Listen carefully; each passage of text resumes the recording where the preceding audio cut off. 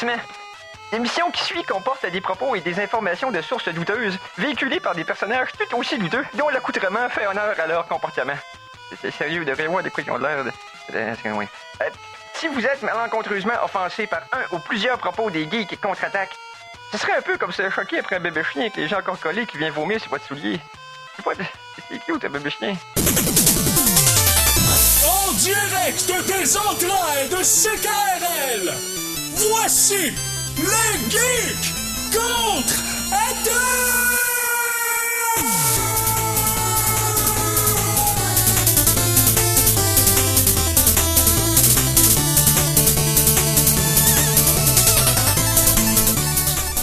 Samedi, le 3 décembre 2022, on est rendu aux fêtes. Bienvenue à cette émission des Geeks Contre-Attaque. Mon nom est Éric Lajoie et je serai avec vous pour les 2 prochaines heures en cet épisode 524, si je me trompe pas. C'est ça? 524, oui, exactement. Je me trompe pas. Donc, on parle d'actualité geek, on parle d'internet, on parle de technologie, d'informatique, de cinéma, jeux vidéo, hobbyisme, name it. On parle de tout ce qui nous passionne, parce que c'est ça être geek, puis voilà, je viens de faire la traduction du titre. Voilà, mon intro est complète, et je ne ferai pas cette émission-là seul. Oh non, non, non, non. Je virerai pas comme Kanye West, je vais m'entourer à la place, au lieu de repousser mes collaborateurs. L'isolement, c'est juste bon pour l'hiver. Ben oui. Pour ta maison. Oui, effectivement. Ouais. C'est être seul dans ta maison isolée d'hiver, c'est ça? C'est ça. Ça, c'est doublement isolé. Alors, tout d'abord, critique cinéma et valeureux gladiateur des ondes, Conan Arsenault, c'est le Mister. Oui, bonsoir. Bonsoir. Et à la mise en onde, le légendaire Mikey G. Oui, puis j'ai trouvé un palindrome cette semaine, un palindrome que je m'attendais pas pantoute à voir. Absolument rien. Mettons que tu le dis à l'envers, ça fait Nier Nemulosba. Mm-hmm. Ce qui veut dire aussi absolument rien.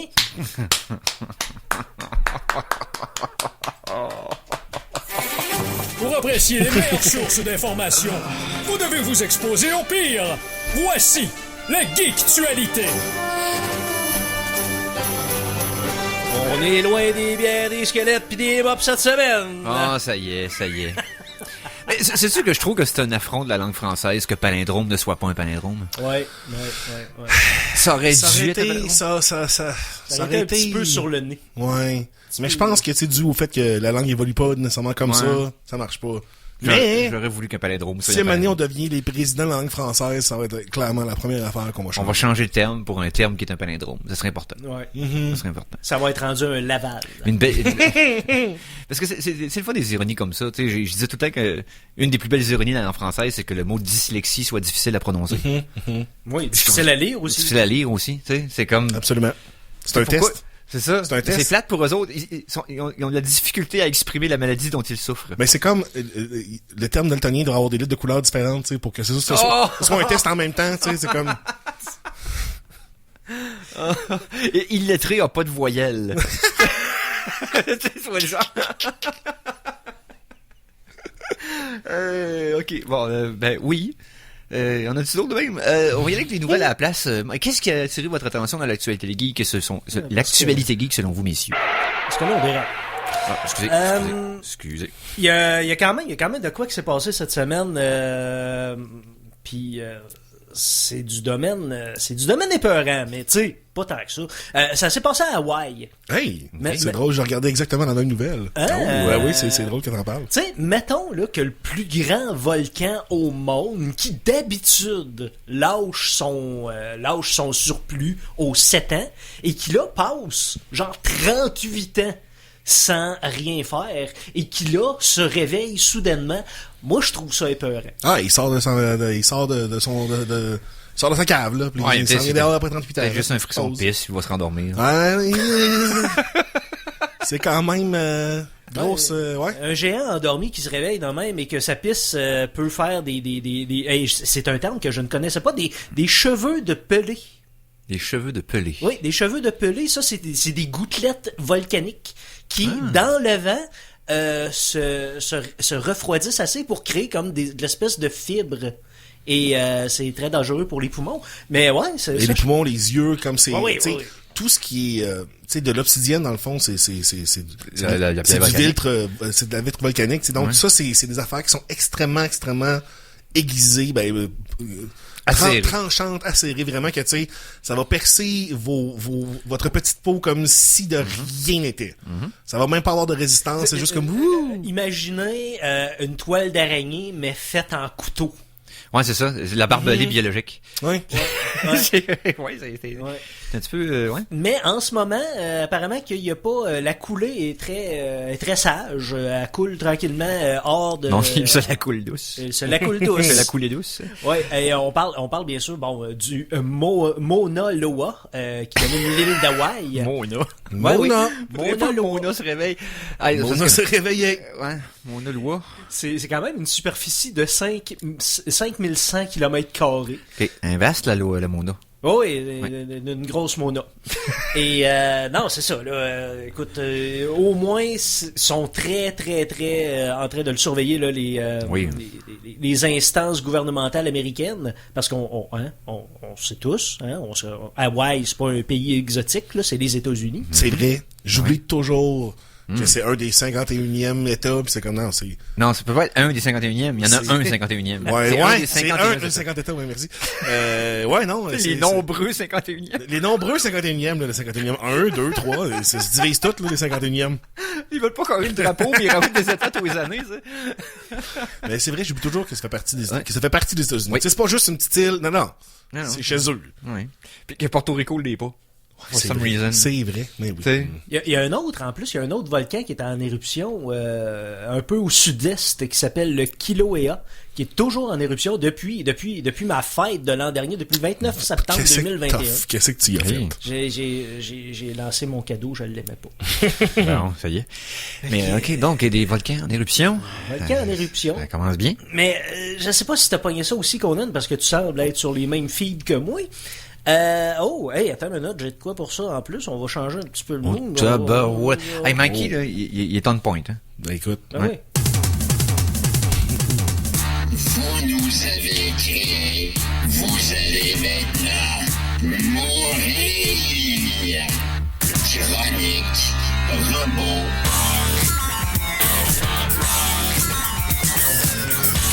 Chronique robot, faisait longtemps. Je dis tout le temps, de plus en plus, qu'on est, à tous ceux qui veulent l'entendre, qu'on est dans la timeline Robocop. Et on est de plus en plus dans la timeline Robocop, sauf que dans notre univers à nous, Détroit, c'est San Francisco. oh my god, oui. Ouais, hein? Ouais, hein? Ok, Conan, ouais. vas-y donc, étant donné Non, mais que- non, t'as la nouvelle sous les yeux, là, Ah ça va oui, avoir les ah, bons ok, détails, là. ok. Le département de police de San Francisco aux États-Unis a demandé et obtenu l'autorisation de déployer des robots pouvant abattre les suspects. Là, c'est... On vient de passer, là, clairement, un autre stade. Oh, on est rendu là? Ouais, Là, on est rendu que, tu sais, les robots vont courir après pour te tirer dessus, là. On est rendu là! C'est moins jovial que le thème le suggère. Ok, là, des drones qui roulent. Ben Ça, oui, c'est- ben c'est des drones, c'est des OK, c'est aucunement autonome, on s'entend. C'est des outils télécommandés par des policiers. C'est pour tirer en remote. Mais ça.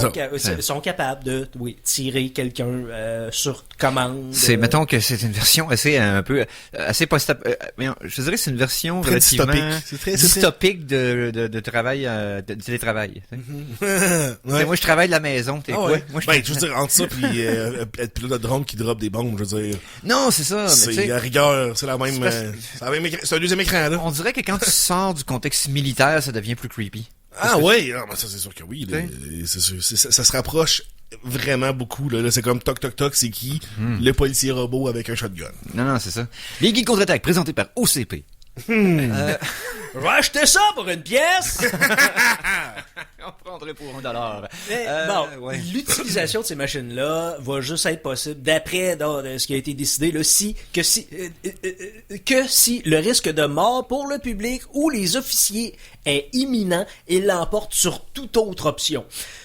Mais là, il faut se rappeler qu'il y a des humains faillibles en arrière de ces machines-là, des humains avec des billets Des humains avec des stéréotypes implantés, avec peut-être du racisme. Mais attends. À quel point la force policière... Non, mais t'as peu Mikey, là. Il y a des hackers, là, qui Il y existent. a des hackers qui peuvent faire en sorte que le robot, il obéisse à quelqu'un d'autre que les polices. Tu sais, mettons, là. Tu sais, mettons que personne n'y avait j'override. pensé. Vous venez de créer... C'est, ouais, exact, ça existait pas avant nous Ou autres. ces robots-là se font voler par quelqu'un, puis il y a un gun dedans, probablement relativement puissant avec beaucoup de munitions. Non, mais là, c'est juste Oui. faut qu'on commence à s'équiper avec des guns de EMP, là. Ah, ben oui. On a juste à stepper up. C'est même pas, c'est pas un fusil, en plus, là, c'est Non, juste non, c'est ça, juste un... Mais là, c'est parce que ça... c'est un ça- gros micro-ondes, là, que tu tiens dans tes mains en essence. Étant donné que ça wipe les téléphones pis tout ça, j'imagine que ça serait hautement illégal, là, d'avoir un objet de cet acabit. là. Ça de même, là. En tout cas, il y en a une douzaine en ce moment à Ok. San Francisco, des robots télécommandés fonctionnels, principalement utilisés pour des inspections et du déminage, mais on va lui monter un Ça gun existe, dessus. c'est ça le point, là. On est rendu Ah oui, là. non, c'est là, c'est fait, c'est là. La police a dit oui. Ils attendent juste d'être déployés. On attend juste la première victime, là. Tout le monde attend juste de savoir ça va être qui. Le premier criminel assassiné par un robot de la police. Oh C'est my qui God, hein. le premier sbire Yeah. de Clarence Bodyguard en vrai? Exact. Exact. Ok, on est rendu là. Ouais. Fait que, il fallait absolument j'en parle. Ben oui. Parce que, une fois de plus, ça prouve qu'on est dans la Robocop Timeline. La Robocop Timeline. Regarde, on fait une petite pause musicale, question de se... Juste... La chanson de la semaine! Alors, chanson de la semaine numéro 1, on va changer changer le mot un petit peu. Hein? on approche du temps des fêtes, l'avant est commencé. Hein? Fait que là, c'est le bon mois pour commencer à être dans l'esprit des fêtes. Là. Pas v'là un mois, là, tu sais. T'as peut-être que la fête arrive. Tu sais, c'est comme à un moment donné... ils ont déjà créé l'avant. Là. Ils ont, Ouais, mais pauvre novembre, il y a pas de célébration, c'est un pauvre petit T'as mois là. Thanksgiving au State. Nous autres, on a quoi? On a novembre. On a rien. Mais c'est pas grave s'il y a un mois qui a pas de fête. novembre. On Ok. peut-tu se contenter de novembre? Tu veux dire la tonne des colocs? Ouais, mais où, là? Il y en a pas de fête en août, personne chiale. Hein? C'est pas Mars? Pâques, Tout le c'est mois, pas je Pâques, me- hein? Non. Ouais, pas en nous, ben oui. Ok, Mais Pâques, non. c'est en- Mais non, c'est au mois d'avril. Mois d'avril? Mais ça change tout le temps. Des fois, c'est en mars. Ah des ouais, fois, c'est vrai, c'est le en avril. deuxième dimanche après le whatever. Ouais. Pâques en nous, qu'on aime. Ah, regarde-moi, Où man. sont tes valeurs chrétiennes? Ils sont en mauvaise saison. On va y aller plutôt avec la chanson de la semaine. Tout d'abord, j'ai trouvé ça. Ça vient tout juste de sortir sur Overclock Remix cette semaine d'un jeu que éventuellement, il va falloir que j'essaye. J'étais un fan de JRPG. Je suis moins de JRPG, je vais le dire comme faut. Parce que c'est un J. Donc en anglais, c'est J. JRPG, de jeu de rôle japonais en jeu vidéo. Le jeu Octopath Traveler fait longtemps qu'il est sorti. Apparemment, il est très bon.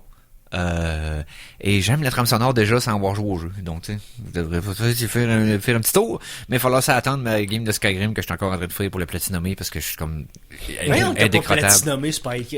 Non, pas encore. Ben, pas au PlayStation 5. C'est le même jeu! C'est compliqué. Mais c'est parce que j'ai des achievements au PC. Anyway. Ok. Dans ma tête, ok, bon. Donc, de Octopath Traveler, on va y aller avec le remixeur Timaeus 222, que j'ai déjà fait jouer au Geek Contre-Attaque. On évoque la pièce A Different Kind of Dance. On écoute ça au Geek Contre-Attaque. Et on vient d'entendre la pièce... Il va regarder son titre. A Different Kind of Dance de Timaeus 222, tiré du jeu Octopath Traveler. Vous avez aimé ça? Vous pouvez vous procurer tout à fait gratuitement sur ocremix.org. Maintenant... Chronique du futur! Nom de Zeus! Hey, Mikey! Ouais. Faut-tu que je m'attende qu'il y ait des Libyens dans une Westphalia qui viennent faire le tour ici? Non? Non, Non, ok. je pense qu'on est correct. Mais tu sais, je veux quand même profiter de la tribune qui m'est accordée pour dire que malgré qu'on est dans la Robocop Timeline et qu'on s'en va dans un post-apo pis tout, je pense que ça va bien aller parce que tant qu'on est capable de boire de l'eau, tant qu'on a de l'eau potable, je pense que l'être humain est capable de survivre. Puis tant qu'on a aussi des œufs. Tout ce que ça nous prend, c'est des œufs puis de l'eau. Parce que il y a des scientifiques qui ont créé un filtre à eau efficace OK. et bon marché à base de blanc d'œuf. Ah. Ouais. C'est une espèce d'aérogel fait en protéines de blanc d'œuf ouais. qui est beaucoup plus efficace que l'osmose inversée pour désaliniser l'eau. OK. Oh. Donc, beaucoup moins coûteux, ça demande pas d'énergie, c'est juste la gravité qui fait son œuvre et ça désalinise l'eau. Et non seulement que, tu sais, ils ont réussi à faire ça en blanc d'œuf, mais ils ont réussi à synthétiser l'affaire qu'ils ont faite en blanc d'œuf, donc ça prend pas des vrais œufs pour le faire. Même pas besoin d'œufs. En plus, Même pas vegan, besoin. c'est des œufs vegan. Ouais, c'est ça, c'est des I can't believe it's not protein. Mais, ouais. Mais quand même, c'est weird, hein, souvent, comme les applications de trucs qu'on a de tous les jours. C'est comme, non, mais cette affaire-là, si je fais telle affaire avec, finalement, c'est le remède pour le cancer, comme... De l'aérogel de blanc d'œuf Et voilà. aide à ce qu'on puisse boire toute l'eau salée du monde. Tu sais. Puis non seulement ça désalinise l'eau, mais ça enlève aussi avec une efficacité de entre 98 et 99% les microplastiques. Je les aime pas. Je les aime pas. Et on posait la fureur de Mikey, là. Pensez-vous? Ben non, mais c'est des petites des petites boules de plastique que tu sais pas qu'ils sont là, puis que ça probablement que ça perturbe beaucoup de choses au niveau humain là, comme la baisse. J'imagine que ça a à voir avec la baisse des spermatozoïdes. Oui, les spermatozoïdes, le taux de spermatozoïdes baisse de plus en plus. Puis c'est non seulement attribuable aux perturbateurs endocriniens, mais qu'est-ce qui cause les perturbateurs? Le plastique. Ouais. Le plastique. Si je me souviens bien, il me semble qu'on avait, toi c'est chacun, là, environ une carte de crédit au complet de microplastique en dedans nous autres, qui flotte librement dans nos... Dans nos jus. Moi, je pense qu'en dehors des sapins, il devrait y avoir de boules de plastique dans nos vies. Voilà. Ben, À part sur les sapins de Noël. ben oui. Hein? Ben oui. Voilà. Un gros statement controversé au Geek contre-attaque. Hot take, Eric. Ah, écoute. Hot take. Spicy take, Ouais, là. ouais, Big plastique, t'aimeras pas, mon Eric, là? Non, je sais, je me trempe. J'essaie de mettre ma main sur la bouche pour le show. Dunlop s'en vient, man. Alors, je sais. Regarde, hey! Oui, Oui. ben, j'ai d'autres choses aussi. Ben oui, je sais que t'as d'autres choses. Ok, ben je pensais que t'allais. Non. Ok. Je pensais aussi. Hey, Non, mais je pensais aussi. Puis ma tête a fait comme, non, t'as pas d'idée, Eric, là, c'est pas vrai. Je vais vous dire un mot. Fake out. Je vais vous dire un mot qui va sûrement plaire à Conan. Oh. Mycéliotronique. Incroyable. Hey! Malade. Regarde, Ah ouais. Mais t'as pas Tu une vois idée? pas, là, mais mes culottes, man. Ah ouais. Bon après-midi, on est samedi. Non, j'ai aucune idée. Qu'est-ce que ça veut dire? Répète-moi le mot. Mycéliotronique. Mycéliotronique. Ouais. Des circuits électroniques qui sont basés sur comment les champignons sont faits. C'est proche, Hein? c'est Non? proche. Ouais, Oui, ok, mais ça non? rapporte. C'est une espèce de peau à l'extérieur des champignons qui, Ok. par accident, c'est une découverte scientifique par accident, se sont rendus compte que cette peau de champignon-là est incroyablement résistante, entre autres, à la chaleur. Et OK. ils peuvent, techniquement, utiliser cette peau de champignon-là pour faire des circuits imprimés.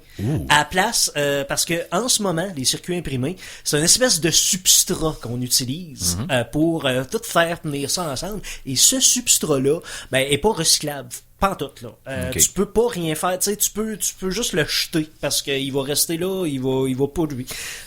Puis ce circuit mycéliotronique là, ben dans les bonnes,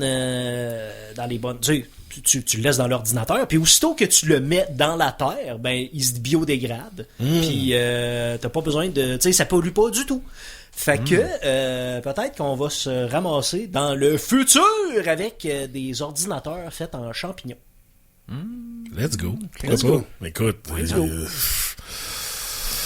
OK. Je sais pas quoi, mais c'est absolument incroyable là, comme découverte, mais en même temps, c'est tout le coup de est-ce que faut se rendre jusqu'à ce que ça coûte moins cher à faire. T'sais, c'est toujours ça l'affaire Alors, avec je les sais bien. technologies, des découvertes trop malades mentales, de comme hey, mais ça coûte des milliards à produire un poste de circuit, c'est comme je sais pas si on va se rendre. T'sais. Mais moi, ce que je trouve fascinant dans toutes les découvertes qu'on fait ces temps-ci, Oui. c'est que l'AI a beaucoup à voir avec ça. Parce que l'AI, constamment, 24 heures sur 24, fait des combinaisons. Tu peux l'entraîner pour faire des combinaisons de tous les procédés scientifiques qui existent au monde avec n'importe quel élément et voir qu'est-ce que ça donne en simulation. Donc, c'est comme si 30 000 chercheurs, 24 heures sur 24, pensaient bien Tout le fort temps, à exact. toutes les solutions possibles sur la Terre. là. Puis, Mikey, est-ce que si je te dis, tu parles de IA, ça me fait penser beaucoup au phénomène de l'OAB. Est-ce que ça veut dire quelque chose, les boys? Loab. LOAB. Non. Tu sais, récemment, dans les dernières années, il y a eu beaucoup des services d'intelligence artificielle qui te permettaient de faire des images avec des prompts. Donc, tu t'écrivais quelque chose, Oui. puis là, l'intelligence artificielle, évidemment, qui était pas dans un bocal, là, cette intelligence-là est feedée de tout ce qui est sur Internet et de toutes les recherches de Google et tout ça. Donc, tu sais, c'est pas comme juste un cerveau d'un bocal qui est connecté avec rien, c'est quand même quelque chose qui est un connecté. artiste, puis dis-moi quelque chose, et je vais voir dans C'est mon ça, tu sais. imagination. Faut quand même qu'il soit connecté. Faut qu'il y ait des référents culturels. Fait que tu peux demander des choses comme, mettons, je sais pas, des personnages, puis t'es capable de savoir. Tu n'es c'était pas quoi, la tu sais. muse d'une intelligence artificielle. C'est ça le point. Non, mais dans le sens, l'intelligence artificielle, Elle prend son idée ailleurs. c'est pas tant une vraie intelligence comme Non. c'est la communauté d'Internet. C'est Internet au complet, C'est là, un tu sais. algorithme qui prend toutes les images qu'il y a sous les... qui fait un melting. Mais qui existe déjà, tu sais. C'est ça. Et donc, bon, il y a des millions d'utilisateurs qui l'utilisent et tout ça, mais là, il y a comme une image qui s'est mise à ressortir doucement. Puis là, le monde était comme, oh my god, on l'a trouvé, The Ghost in the Machine. Et c'est une femme qui s'appelle Loab. Donc, les 4 lettres, L-O-A-B. Comme, quand tu demandes, plus de ce que j'ai pu voir, c'était vraiment quelque chose qui était dans plus qu'une AI. Okay. Parce que toutes les AI sont comme tous des programmes différents qui ont des différents... Oui, mais ils s'alimentent tous sur Internet. Oui, mais ça c'est rend- comme... Ça, c'est pas la même chose, là, tu sais. Les Tu vas crocodiles et les oiseaux boivent dans le même... C'est ça, tu sais, tu vas demander Ils sont pas un pareils. prompt à 2 AI différents, ça va être 2 affaires complètement différentes qui vont te sortir. Okay. Mais Loab, C'est pareil partout. ouais, c'était un peu ça. Mais Puis là, le monde là, était comme, mais tu what vas the- envoyer cette image-là sur la page des geeks, là, tout de suite. Là. Et puis, donc là, c'est le premier, là, tout le monde est comme, oh my god, ça y est, on assiste au Ghost in the Machine, la vraie création du Ghost in the Machine, là, que tu sais, c'est à force de la chercher puis de faire des choses qu'on l'a comme créé, cette espèce de... Parce qu'évidemment, quand tu vas dans la Internet Machine, tu vas voir les queries de Loab, il y en avait pas à un certain bout, puis là, il y en a plein, puis il y en a de plus en plus, puis là, tu sais, ça vient comme une espèce À de... quoi elle ressemble? C'est une madame un peu à The Ring, là, tu sais, madame cheveux bruns, freaky... Ouais. Ben, vu que c'est une AI, c'est une créature de cauchemar un peu, là, tu sais. Elle apparaissait par inadvertance dans différentes images demandées par différentes personnes sur différents programmes, mais ça ressemble tout le temps. Genre. Puis c'était ça qui est un peu... Mais donc, il y a un YouTuber qui a fait une belle analyse de ce phénomène-là, parce que, tu sais, c'est comme, c'est très nouveau, là, comme phénomène, quand même, là. Donc, Loab, si vous voulez voir le fantôme de la machine du AI... Ce serait... Puis le monde dit, c'est ça, le true face of the AI, là, tu sais, Ouais, on est... Évidemment. Alors, arrêtez de capoter. C'est moi qui dis ça. Là. Ouais, c'est ça. Ou prenez 3 minutes pour le faire, puis on fait une petite pause. On reviendrait tout après, parce que là, je vais continuer mon bilan de mon défi de cette année. Ah, tu vas nous offrir d'autres forfaits? Ouais, non, c'est plus des forfaits, Okay. là, c'est autre chose. Okay. On a parlé des incontournables la semaine dernière, là, j'ai des petits top 5, on va avoir du fun avec ça. Et je veux qu'on parle aussi de bande-annonce dans la deuxième demi-heure, donc restez des nôtres, on revient tout de suite après. Et nous sommes de retour pour la deuxième partie de cet épisode des Geeks Contre-Attaque en ce samedi le 3 décembre 2022, épisode 524. Alors, beaucoup de contenu pour la deuxième demi-heure, fait qu'on va y aller Suite. promptement. Comme un coup de gun. Alors, on continue le bilan de ma rétrospective des films de James Bond pour le 60e anniversaire de la sortie de Dr. No en 1962. Hein? Et là, on va y aller avec les top 5. Okay? Des top 5 dans différentes catégories de ce que j'ai préféré dans la franchise. Il nous reste encore 2 semaines avant notre pause des fêtes. Je vais faire un top 5 des pires la semaine prochaine. On devrait s'amuser en dérision. Et la dernière semaine, ça va être mon décompte, le top 25, dans le fond, dans l'ordre, les pires James Bond ou meilleurs James Bond. Le classement final. Le classement final. Selon le C'est ça. cinémasochiste en chef. C'est ça, exactement. Ah, ok. Donc, là, on va y aller avec les petits top 5, le fun. Je vais commencer avec des catégories un peu insignifiantes et on va s'en aller de plus en plus big pour la franchise. Tout d'abord, j'ai décidé d'y aller dans un top 5 les gadgets. Qu'est-ce que j'ai le plus aimé? Oh. Il était prêt?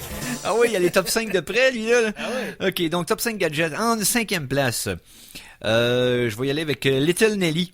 Little Nelly, c'était un hélicoptère dans des valises. Dans You Only Live Twice. Où c'est que t'as des assistants de Q qui arrivent avec des valises, qui déplient ça, puis qui montent un hélicoptère avec ça. C'était vraiment cool. Donc ça, c'est mon 5e. Il y a Papa Tent, puis là, à cette heure, il y a Papa Copter. Yes.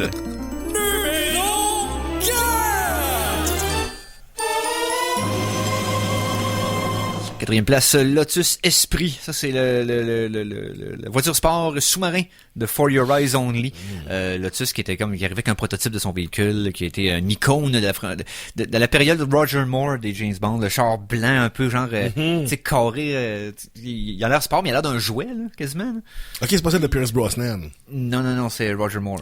Puis il vire étanche, puis ça devient un sous-marin. Ouais, exactement. Ok. Puis il va sur de l'eau, puis il est cool. Puis il est dans un des films que je préfère de la franchise, qui est For Your Eyes Only, donc petite mention. Numéro 3! À notre 3e position, on parle de... Et ça, c'est plus parce que c'est drôle. Hein. Puis même Conan l'avait mentionné de mémoire. The Spy Who Loved Me. Dans l'introduction de ce classique de Roger Moore. La montre imprimante. Ah ouais! Ça, là... Ça, c'est du gros n'importe quoi. Tu pourrais pas stocker le ruban, c'est ridicule. Mais ça a-tu servi? Ça, Ben, non, mais il est vraiment reçu petit. Il est vraiment petit. Tu pourrais. Mais il a reçu sa mission pendant qu'il couche avec une fille, puis là, il y a un ruban qui sort de sa... Mais tu sais, un ruban poinçonné, là. Avec, C'est même pas le ruban le problème, c'est la manière que tu... Ah oui. Comment tu... C'est plus le mécanisme pour impression qui me gosse. Ah oui. Mais le ruban... c'est que... Tu sais, là... C'est-tu clunky, pis pas techno pantoute, là. Quel gadget insignifiant. On dirait une joke. La vidéo, quand tu la regardes, on dirait une parodie. Oui. Numéro 2! Hey, numéro 2. Et là, c'est un triple threat pour le numéro 2. Tout tiré du film The Man with a Golden Gun. Deux de ces gadgets-là sont pas utilisés par James Bond. Tout d'abord, la voiture avion de Francisco Scaramanga. Maintenant, il rentre dans une grange, il se fait encercler par les polices, puis il ressort, puis il y a des ailes après le char, puis il s'envole, puis j'avais capoté, j'étais debout dans mon salon, c'était fou là. J'avais adoré ça. Et le Golden Gun en lui-même, qui est comme...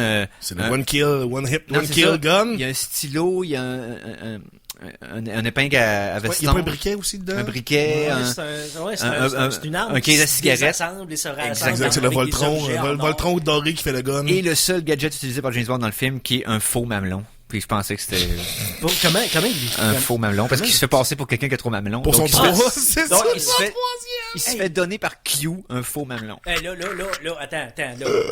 Faut revoir c'est notre le définition de gadget, là. C'est pas... Ben, c'est un gadget. C'est un micro, T'es-tu capable de te refaire, t'es capable de faire ça chez vous, toi, un faux mamelon? Ça s'appelle une prosthétique. C'est pas, Ouais, non, mais c'est ça, moi aussi. sert à plusieurs affaires, là. Ben, là, non, mais là, ça sert à... Non, mais les gadgets qui prennent souvent, ils ont seulement une seule use. Écoute, en 1974, là, c'est un gadget. Est-ce que le mot gadget est applicable ici? C'est une bonne question, Mikey. En tout cas, le char, il compte.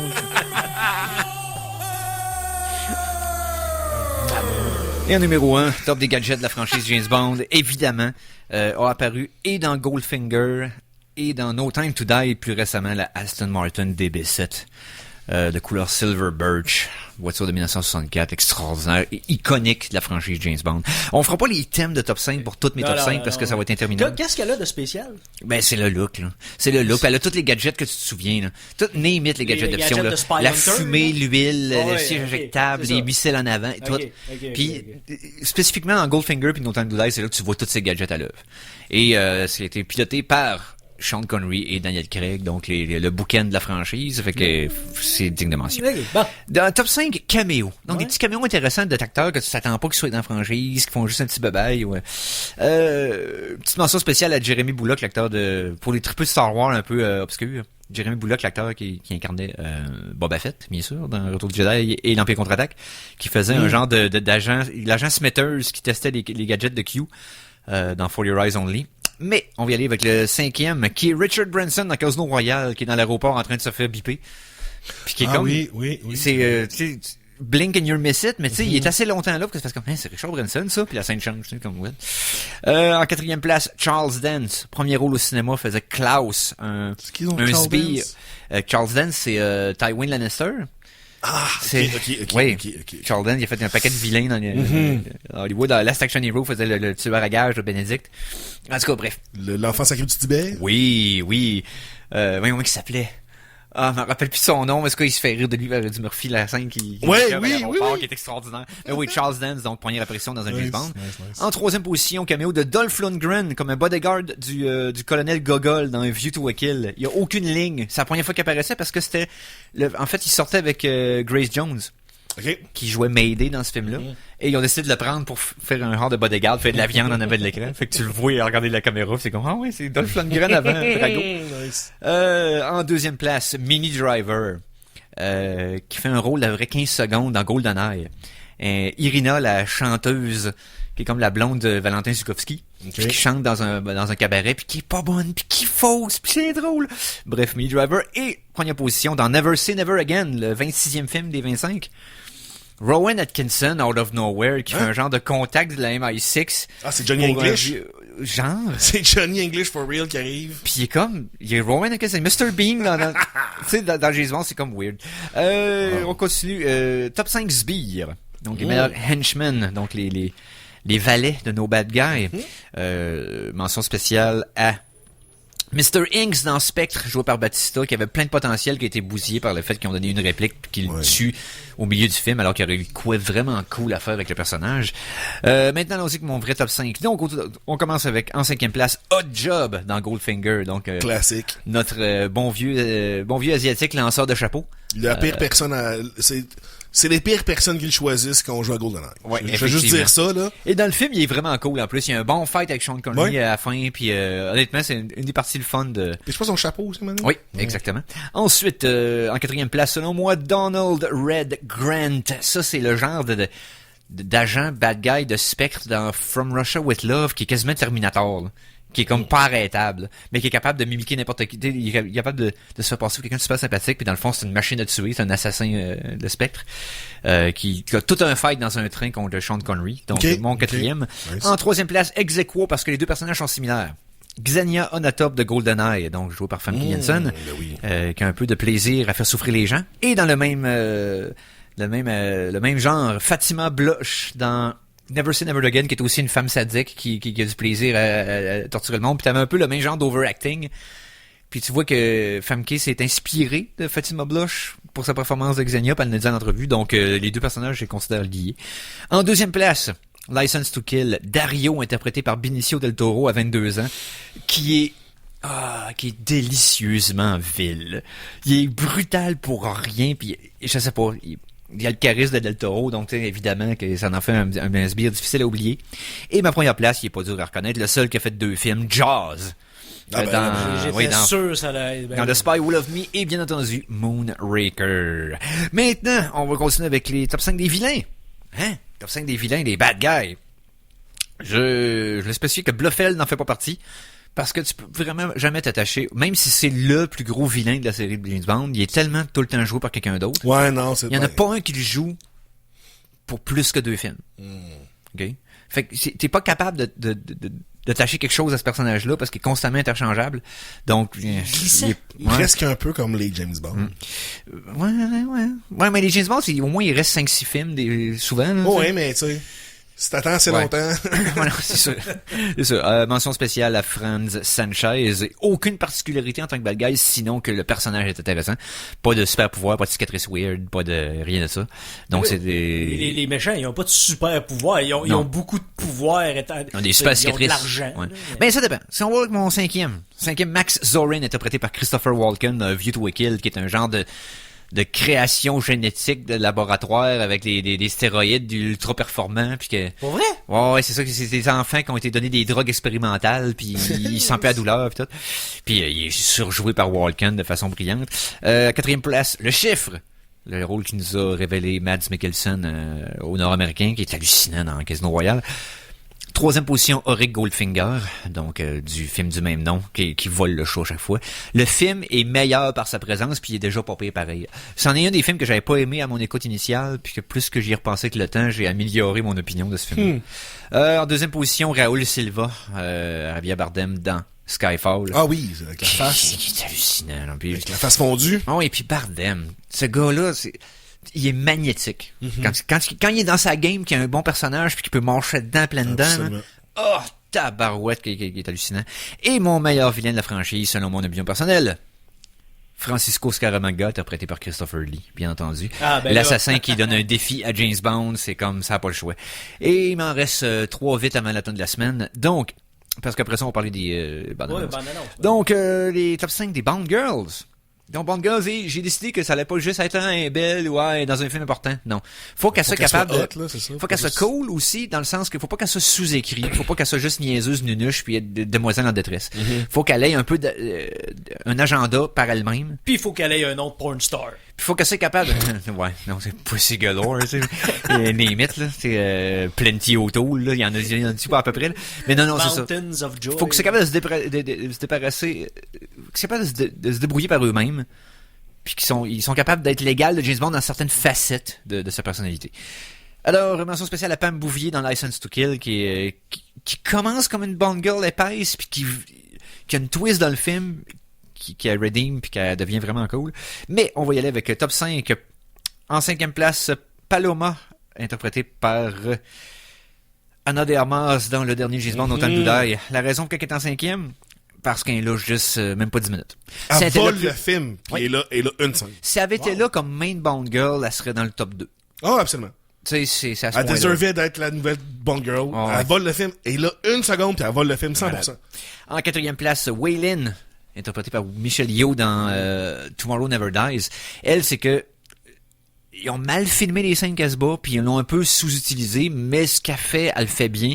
J'aurais aimé en voir plus d'elle. J'aurais aimé qu'elle revienne dans des films plus tard. Ça aurait été vraiment cool, parce que c'est comme le penchant de Bond, mais du côté des services secrets asiatiques. Super compétente, là, me Oh semble. non, exactement. Là, même qu'elle est plus que lui pour se battre à main nue. Là. Ben oui.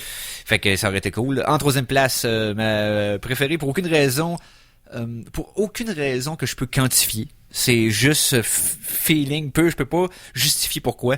Melina Havelock, For Your Eyes Only, qui est un de mes préférés de Roger Moore d'ailleurs, interprété par Carole Bouquet, qui est quelqu'un qui veut venger ses parents morts dans un bateau, mais je sais pas, bien cool. 2e position, Vesper Lynd, donc Eva Green dans Casino Royale, qui a un impact énorme sur les 5 films de James Bond de Daniel Craig. Plusieurs de tes tops sont dans Casino Royale. Ben oui. Ben oui, ça donne que c'est un de mes préférés.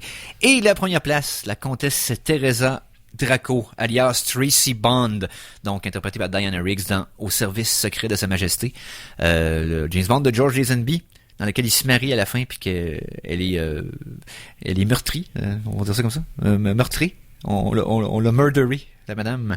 Ouais, c'est plus que meurtrier, pendant là, sa- quand tu te fais assassiner. Assassiné. Ouais, c'est ça. Je pense que c'est un terme dur, mais faut le dire. Je pense que c'est ça. Oh, oui, non. Meurtrée. Elle s'est fait meurtrer Elle par s'est les fait meurtrière. Elle s'est fait meurtrier. Ouais, meurtrier, c'est ça. Meurtrier, ouais. Hey, alors, top 5 maintenant. Chansons, donc les thèmes de James Bond. Ça, c'était difficile de faire un top 5. Pardonnez-moi si j'ai pas choisi vos préférés, là, mais j'aurais fait un top 15. La plupart des tunes de James Bond sont bonnes. Il y a peut-être 7-8 exceptions qui sont pas écoutables. La plupart sont solides. Allons-y avec, en 5e place, un ex-aequo, parce que je suis pas capable de déplacer un par-dessus l'autre. Puis les tunes sont similaires aussi. Skyfall de Adele et No Time to Die de Billie Eilish. Ouais. Les deux sont pas mal dans le même vibe, fait que j'ai place à Les deux ont gagné un Oscar, donc. Exactement. Voilà. En 5e. Oui, en 5e.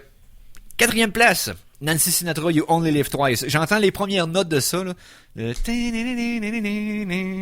sais pas, je reviens tout de suite dans le mode des chants de connery, j'adore cette tune-là.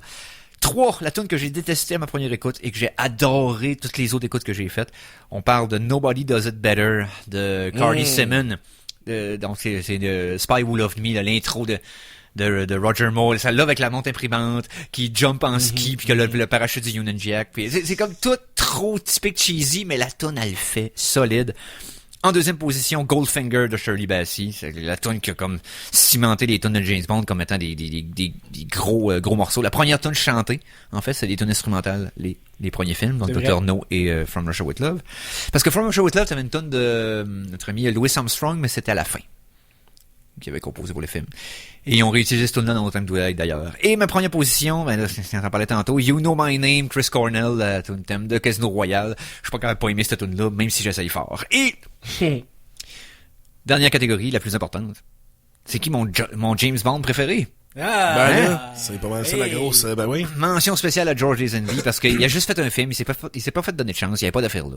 Je peux pas le blâmer. Pas d'affaire là. Non, mais c'est parce que c'était pas vraiment un acteur, c'est un super modèle qui s'est comme faufilé pour être un acteur.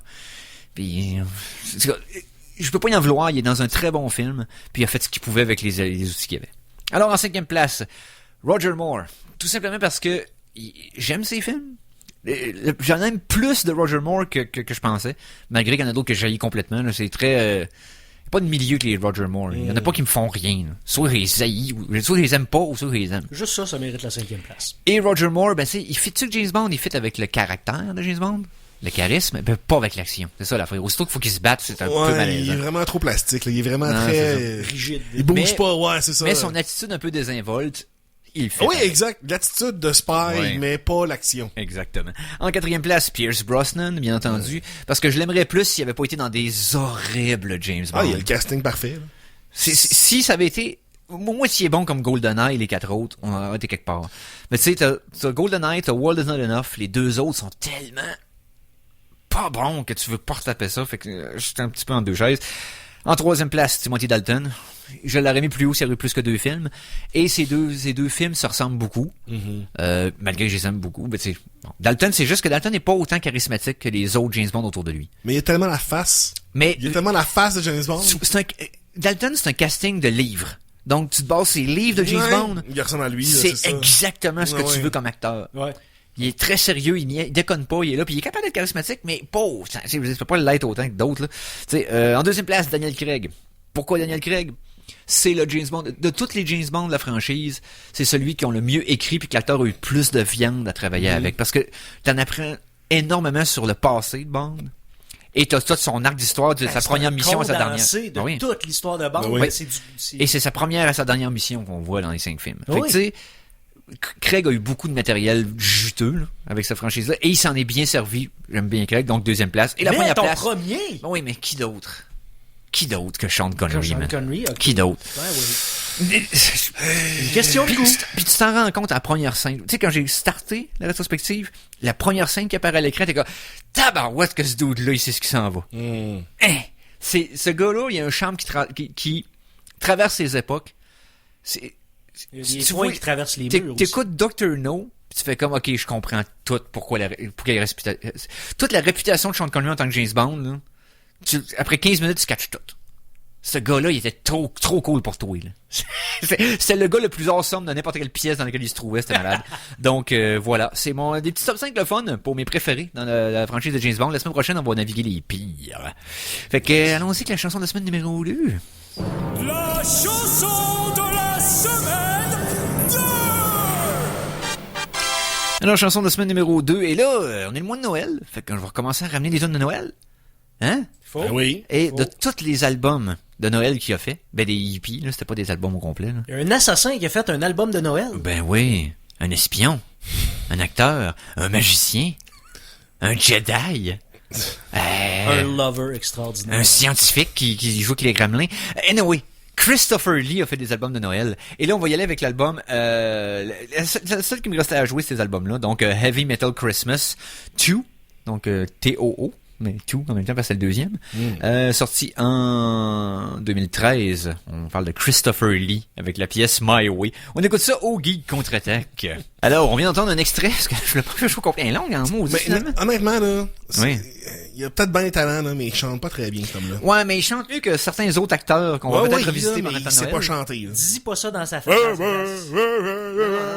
Tu sais, ce monsieur-là, il est pas capable de pogner un pitch. Moi, je veux un duo entre avec Christopher Lee et, tu connais William Shatner. Bill, merci. Ben, Bill, au moins, il chante, déjà, il parle plus. Non, il parle plus qu'il chante. Ouais. En tout cas, on pourra en juger la semaine prochaine. Peut-être que j'en ai amené. Qui sait. Donc, on vient d'entendre Christopher Lee avec l'album de 2013, Heavy Metal Christmas 2. Donc, c'était My Way. Donc, j'ai fait le tour de ces albums de Noël de Christopher Lee. Fait qu'on est correct. Non. Fait que je dois sûrement trouver d'autres choses dans les albums de Noël. Tout ça pour dire que je vais faire un petit croche avant la fin de la demi-heure parce qu'il est sorti... Cette semaine, c'était le Comic Con Brésil, le CCXP 2022. Et là, il y a des studios qui ont décidé de sortir leur bande-annonce là. 4 qui ont attiré mon attention. Fait qu'on on va survoler vite celle que vous avez vue aussi. Dans le fond, la première, c'est un film un peu indépendant. OK, c'est Elizabeth Banks qui l'a réalisé, c'est Cocaine Bear. C'est Elizabeth Banks qui réalise ça? Oui, monsieur. Real? Oui. Ben oui, j'ai posté sur la page de Geek. Oui, j'attends ce film-là incroyable parce que c'est une histoire vraie. C'est ça. Ouais, c'est inspiré d'une histoire. Oui, non, mais il y a vraiment un ours qui a ingéré de la cocaïne puis tu sais, que Rick, exact, mais c'est pas... Mais là, c'est comme, c'est ça, boosté à un film. Oui, non, mais là, ça va être un film. Attends un peu. Moi, je suis... Elizabeth Banks, qu'est-ce qu'elle a fait? Elizabeth Banks, c'est une actrice qu'on a vue, on la voit dans 30 Rock, elle fait la femme de Jack Donaghy plus tard dans les saisons. Dans les années 90, Elizabeth Banks, elle a joué dans... Elle a joué dans pas mal d'affaires. Parce que moi, je me rappelle, elle vient dans Zack and Miri, Mix Up Porno de notre ami... Effectivement. Voyons. Oui. Zack et Miri joue à porno. Ah oui, elle joue dans la remouture... non, c'est vrai, c'est elle qui a réalisé la remouture là, des Charlie's Angels. Ok, 2019. ça me donne une idée. Ouais, mais c'est comme, elle était tu la reconnaîtrais. Ouais, c'est le genre de belle madame que t'as vu des centaines de fois. Comme, dans des rom-coms des années 90-2000. Ouais, c'était là beaucoup. Bref, ça, c'est un des trailers qui est sorti qui était intriguant. Il y avait aussi Guardian of the Galaxy Volume 3. Donc là, c'est James Gunn qui est de retour après on dirait qu'il faut comme presque avoir écouté la Holiday Special pour bien apprécier le trailer. On dirait qu'il y a un lien entre les deux. J'ai pas vu les specials encore, fait que moi l'écouter puis je vais réécouter le trailer après. Mais là, on voit que ça va probablement être le dernier film avec cette version-là des Guardians. T'as l'impression qu'il y a un genre de chapitre qui se il y a clairement un personnage qui meurt. Ouais, c'est ça, on s'enligne vers de quoi de... Il y a clairement un personnage qui meurt. J'ai l'impression que c'est Rocket. Ouais. J'ai l'impression que c'est Rocket. Mais on sait pas encore. C'est juste que ça donne un ton de... Ils vont fermer une page avec ça. Oui, clairement. Autre bande-annonce qui est sortie. Indiana Jones and the Dial of Destiny. Tu sais, je me rappelle qu'en 2008, si je me trompe pas, là, quand Crystal Skull était sorti, on se disait, Harrison Ford est trop vieux pour ça. Mais là, il est trop. Ça fait 14 ans qu'on a dit qu'il était trop vieux pour ça. Harrison, arrête d'acter, man. Y a-tu tes dettes tant que ça, ce monsieur-là, là? Comment ça? Non. C'est pour ça qu'il y a une rumeur qui dit que ce Indiana Jones-là va effacer avec du time fuckery. Ouais. Indiana Jones la carte de pour timeline. place, Comme le monde ne sauront plus c'est qui. Indiana Jones va être remplacé par sa filleule. Donc, on va suivre les aventures sur Disney+. Et ça va être aussi le dernier film dont la musique va être composée par John Williams. C'est son dernier score en carrière. Mort, lui, déjà? Oh, ok. Moi, dans ma tête, il était mort. Non, pas encore lui.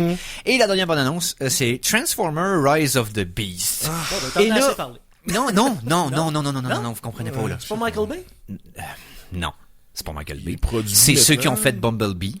Ok. Puis je vous avais dit que l'intro de Bumblebee, là, c'était Cybertron à son meilleur. Bumblebee, c'est vrai que c'est bon. OK. Donc, c'est la version de Bumblebee de ce film-là qui fait la suite. Le design des Transformers, c'est tout le OG Transformer. Et il amène les Beast Wars dans le film. Puis ceux qui ont suivi... Y a-tu du monde qui ont suivi la Beast Wars dans ce temps-là? C'était tellement lettre, les dessins. Oui, mais l'histoire était hot. Ouais, mais j'étais incapable de passer par-dessus les polygones trop horribles. C'est comme j'avais l'impression d'écouter Reboot 25 ans plus tard. Ben, c'est la même compagnie. En passant, c'est le même studio qui avait fait Reboot. Pour ça que j'ai essayé ça aussi. C'était aussi lettre et lisse. L'histoire était cool. Ouais, L'histoire était vraiment cool. Donc, il y a de quoi de...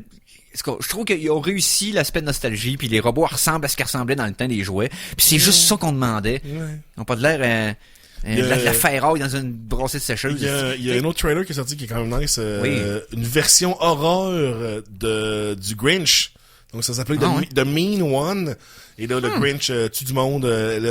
L'acteur qui fait le Grinch, c'est le même acteur qui joue Terrifier, l'espèce de clown. Ouais. Donc, j'ai pas vu les films, donc je sais pas si c'est un bon acteur ou pas. Mais en tout cas, I guess. Pourquoi pas? I guess. Fait que, vous pouvez regarder ça, cette semaine, les bandes annonces. Beaucoup de stock à jaser pour regarder. Mario aussi qui est sorti. Oui. Ouais, la bande annonce. Ouais. La voix de Chris Pratt est bien moins pire. Ben là, c'est parce dans cet épisode, dans ce trailer-là que dans le... Pas trop d'attention à ça, pour être honnête. Là. Ben là, t'sais. Mario pas grand-chose. Non, je sais. Il faut qu'on porte notre attention au-delà de la pause. Ben oui, parce qu'on a un invité en studio. Fait que restez des nôtres, on vous revient tout de suite après. Hey, on y va old school dans nos thèmes de lutte. C'est quoi? Razor Ramon. What? Exact. Ouais, en dehors de la lutte, ça se peut que tu le connaisses pas, mais pour les fans de lutte, c'est... c'est un thème de lutteur. Oui, oui. Razor Ramon, c'était le lutteur Scott Hall, dans le fond, qui était devenu... avec les Outsiders plus populaires qu'il avait été dans WWF à l'époque et qui est mort l'an dernier ou il y a 2 ans si je me trompe pas. Et pourquoi que c'est un thème de lutte notre retour de pause? Mikey, tu es capable de répondre à cette question-là, toi? Ben oui, premièrement, OK, premièrement j'ai le classique, puis après ça j'ai le OK. Vous allez comprendre. Les Geeks du contre-attaque souhaitent la bienvenue à l'invité de la semaine. Ladies and gentlemen. Oh. Mesdames et messieurs,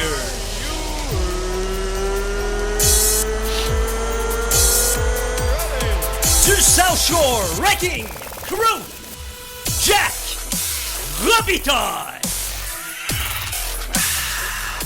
Ça y est, Mikey nous fait une belle présentation. Effectivement, on reçoit un lutteur aujourd'hui.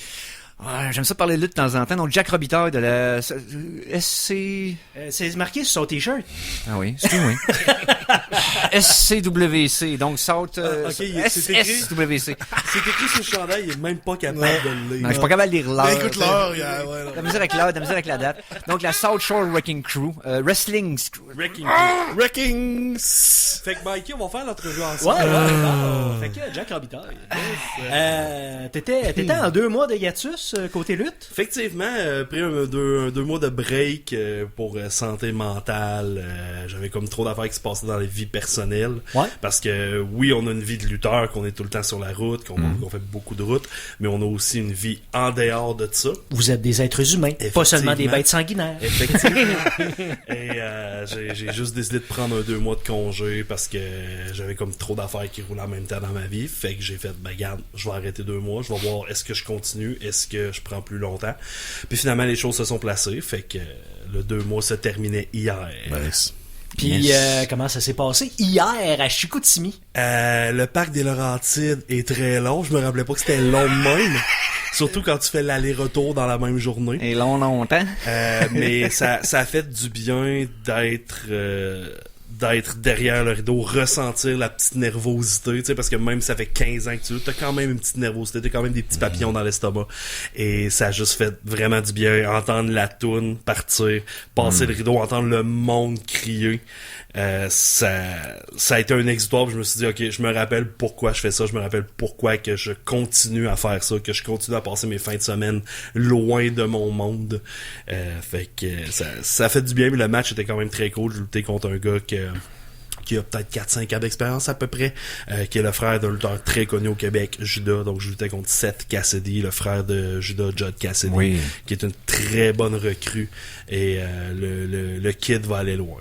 Là. Judas qui était le partenaire, le tag team partner de Kona à l'époque, Nicolas Paquin, qui était un collaborateur au Geek Contre-Attaque il y a quelques années. Tout est un dans ami tout. personnel. Tout est dans tout. Tout est dans tout. Toi, dans le fond, Jack, tu luttes sous ce pseudonyme-là ou un autre? Non, en fait, je lutte sous le pseudonyme Jeff Saunders. Ouais. OK.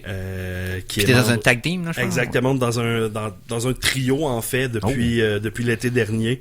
Le South Shore Wrecking Crew avec Tom Leblond et Giovanni, qui est un vieux... En fait, on est 3 vieux de la vieille. Oui, j'ai vu lutter Giovanni. Je me disais, écoute, ça fait tellement longtemps. Ben oui. Ah, il était solide, il est chop. Oui, exactement.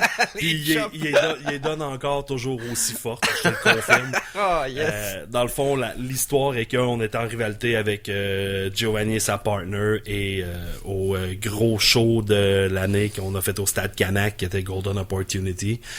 Giovanni s'est retourné contre sa partner pour s'allier avec nous autres.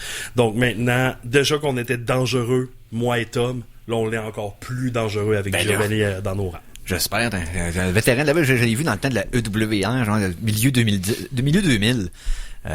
Écoute, c'était au Salon de loisirs Montcalm, ici, là, donc j'avais du fun, on allait là tous les semaines. À un moment donné, notre gimmick, on s'était parti, une couple de mes chums de gars, on a décidé qu'on trippait sur l'arbitre, Claude Malouin. Claude Malone, qui est Oui. devenu maintenant un gérant. Ben oui. Oui, Claude oui, Malone oui. est rendu un gérant et ça fait 4-5 ans que soit qu'il gagne le prix du gérant de l'année ou qu'il est runner-up. Il était cœur. Mon Et- ancien coloc. Ah ouais, pour vrai. Ouais. Et ce qui est drôle, c'est que nous autres, on s'est mis à triper sur lui, puis on est arrivé, on faisait de l'impro, donc on avait des chandails à disposition, on était tout habillés en arbitre. OK. Fait qu'on était 3, puis on comptait en même temps que lui, qu'on prenait pour lui. Puis à la fin, il a pris une photo de nous autres, il trippait, mais on faisait les mêmes moves que lui en même temps, mais on se levait, c'était front row, c'était capoté. Oh, on a eu du fun, mais écoute, j'ai toujours été un grand fan de ça. Qu'est-ce qui t'a poussé, toi, vers la lutte au départ? Est-ce que c'est un peu fan étant jeune à télé, puis tu t'en allais vers là? C'est plus tu avais déjà une activité qui se faisait physique et l'entraînement, quelqu'un d'entraînement qui t'a amené vers là. Qu'est-ce qui t'a... En fait, mon père écoutait la lutte. J'écoute la lutte avec mon père depuis que je suis jeune. Ok. On a écouté ça d'aussi loin que je me rappelle. On écoutait la lutte, que ce soit la WWF, dans le temps que c'était RDS, la Oui. WCW. On écoutait vraiment toute la lutte. Et secondaire 4 ou 5 de mémoire, je suis à la Polyvalente à Saint-Martin-de-Beauce, parce que je suis un Beauceron d'origine. Je suis là, je suis avec un de mes chums de gars. On apprend qu'il y a une fédération qui part à Thetford Mines, qui était la TEW dans le temps, et il offre des cours de lutte les mercredis ou jeudi soir. Fait qu'on se décide, moi et mon chum de gars, on monte à Thetford à chaque semaine à aller prendre les cours de lutte. Les cours de lutte étaient sur des tapis de gymnase bleus. Il y avait pas de ring. En fait, il y avait pas de ring pour les pratiques, mais il y avait des rings pour les shows. On a commencé à... Est-ce que les backbombs, c'est un tapis bleu, là? On a appris à dur. Littéralement et figurativement. Oui, effectivement. Et on a commencé à prendre les cours là.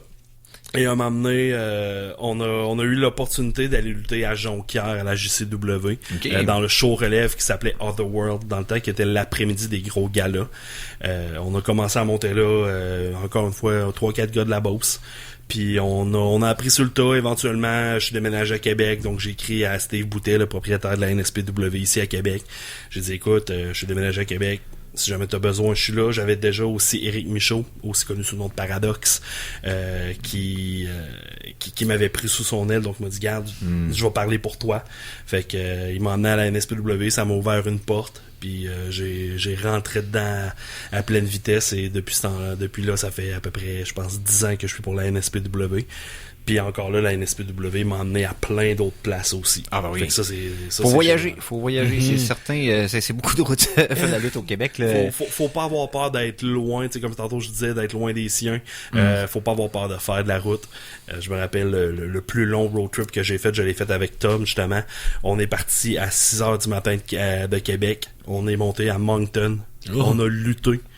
On s'est changé, on est reparti, on est arrivé à Québec à 4h, 4h30 du matin, et on luttait au show relève de la NSPW à 1h30 de l'après-midi. Ben voyons donc.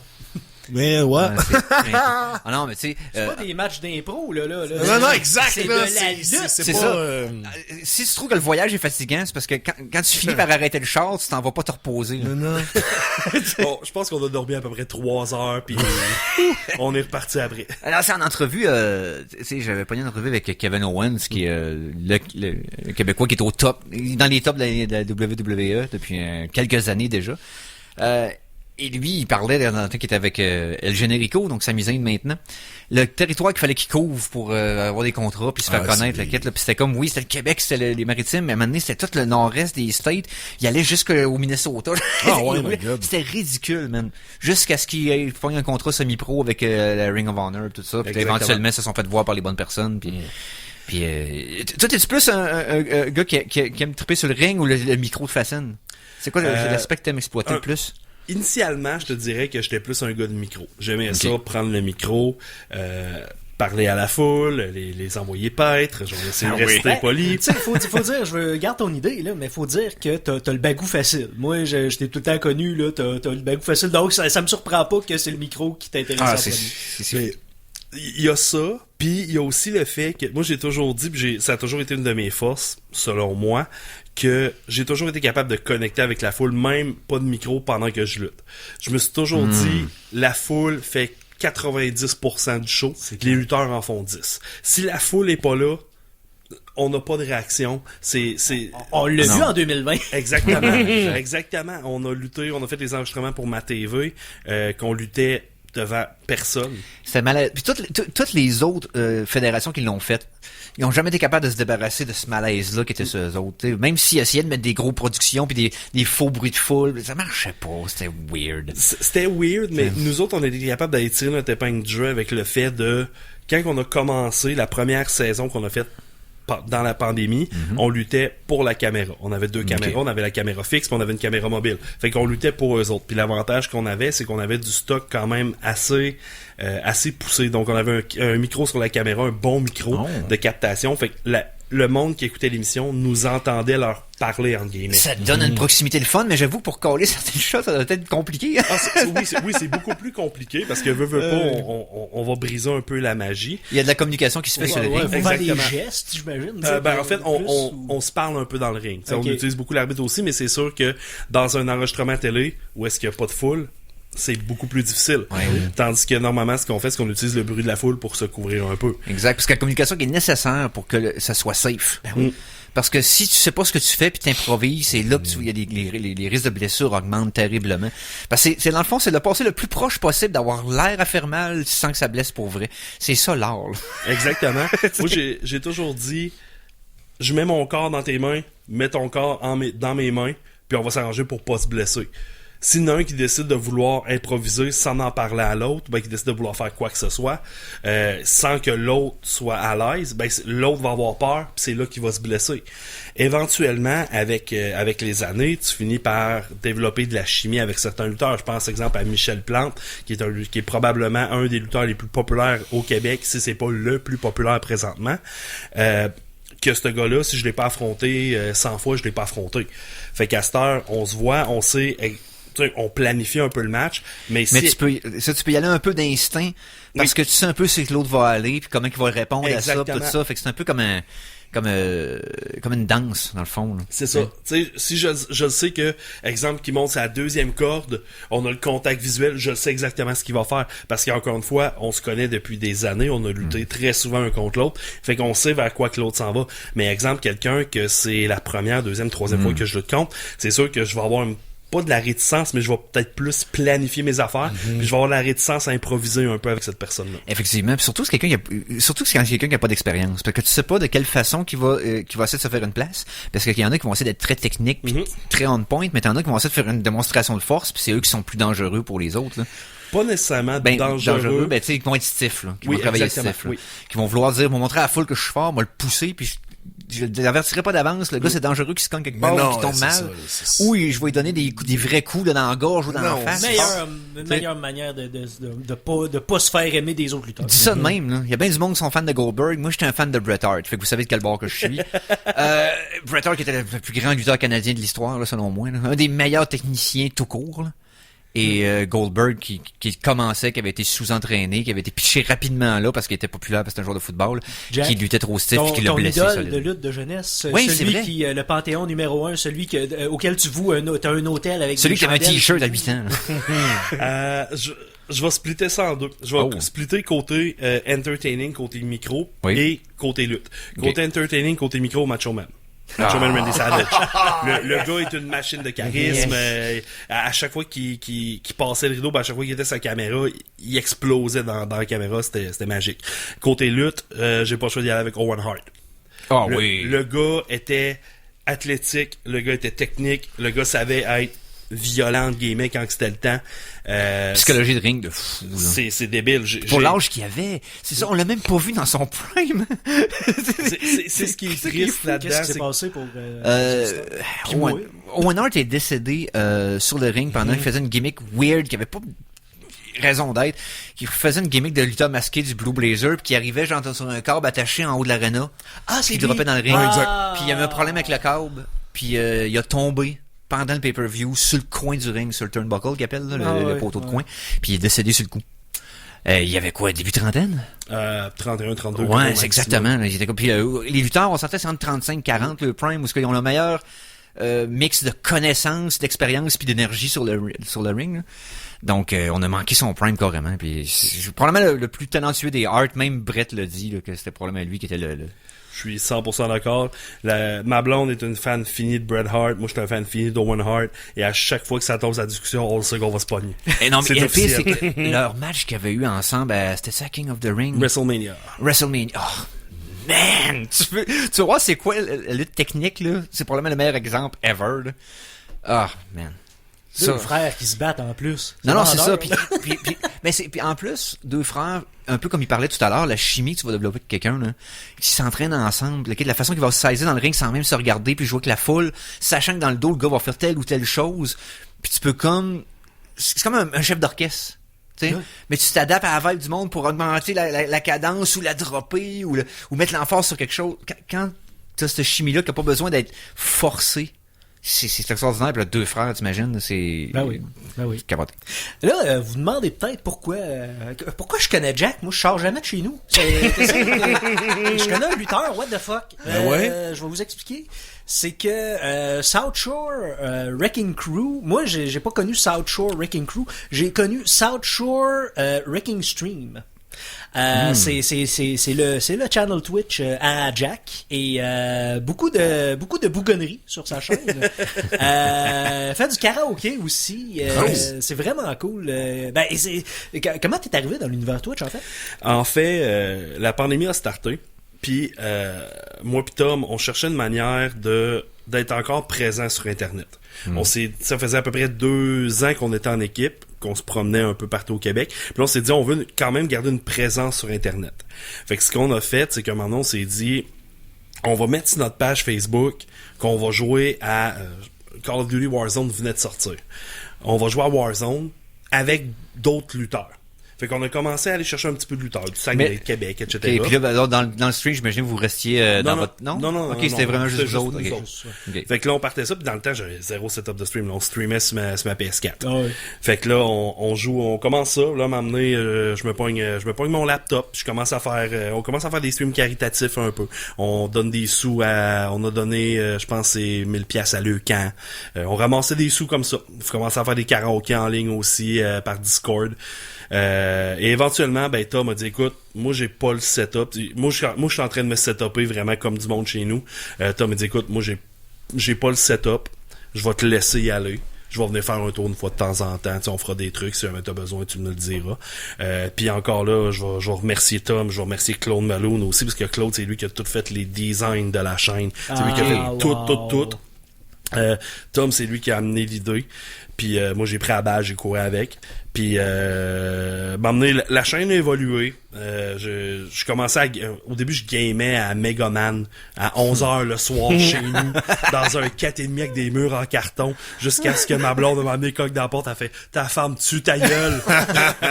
J'ai fait OK, on va trouver autre chose. Puis sur l'entrefaite, moi j'ai commencé à travailler de la maison à cause de la pandémie. Ouais. Puis mon boss s'est dit regarde, module ton horaire comme tu veux, moi tant que la job se fasse. Fait que ce que je faisais, c'est que je me levais à 6h, je travaillais de 6 à 9, je streamais de 9 à midi 1h, puis je retravaillais après.